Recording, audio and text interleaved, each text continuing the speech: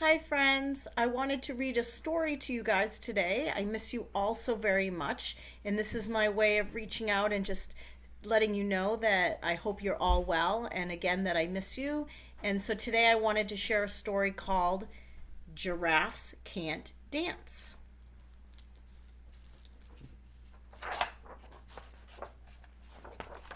Gerald was a tall giraffe whose neck was long and slim, but his knees were awfully crooked and his legs were rather thin.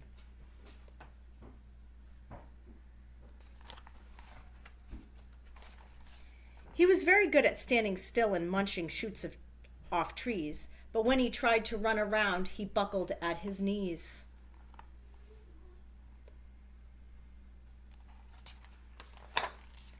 Now, every year in Africa, they hold the jungle dance, where every single animal turns up to skip and prance.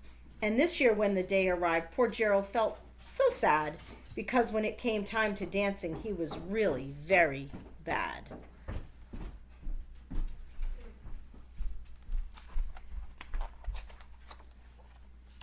The warthogs started waltzing and the rhinos rock and rolled. The lions danced a tango that was elegant and bold.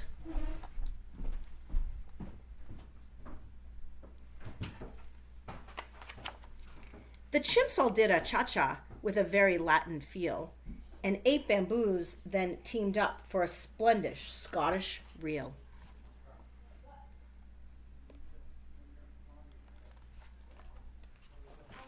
Gerald swallowed bravely as he walked toward the floor, but the lions saw him coming and they soon began to roar.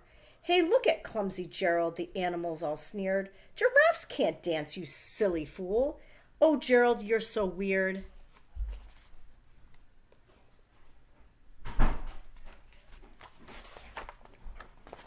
Gerald simply froze up and he was rooted to the spot. They're right, he thought. I'm useless. Oh, I feel like such a clot. So he crept off from the dance floor and he started walking home. He'd never felt so sad before, so sad and so alone.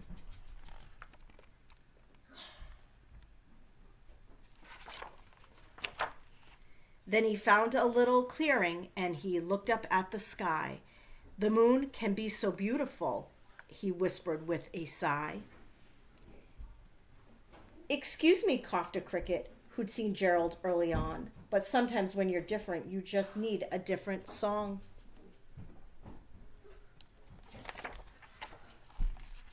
Listen to the swaying grass and listen to the trees. To me, the sweetest music is those branches in the breeze. So imagine that lovely moon is playing just for you. Everything makes music if you really want it to.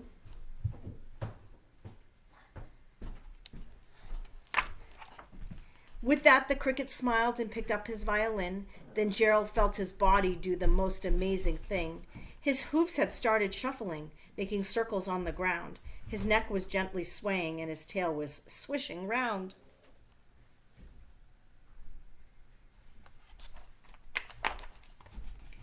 He threw his legs out sideways and he swung them everywhere.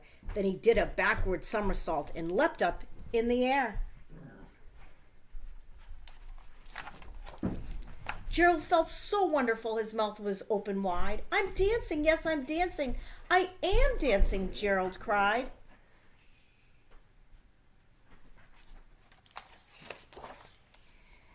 Then one by one each animal who'd been there at the dance arrived while Gerald boogied on and watched him quite entranced. They shouted, it's a miracle, we must be in a dream.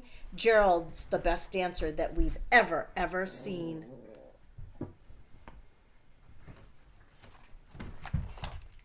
How did you learn to dance like that? Please, Gerald, tell us how. But Gerald simply twirled around and finished with a bow.